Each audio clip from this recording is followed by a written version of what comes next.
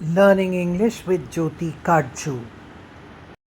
Some of the most beautiful words in the English language: ethereal, extremely delicate, light or heavenly; ephemeral, lasting for a short time; euphoria, intense happiness or excitement; halcyon, calm, peaceful and happy; ineffable, too great to be described in words; luminous, full of light, glowing softly; mellifluous, pleasant and musical to hear; petrichor, the pleasant, earthy smell after rain; serendipity, a happy accident, finding something good without looking for it; solitude, the state of being alone, often peacefully.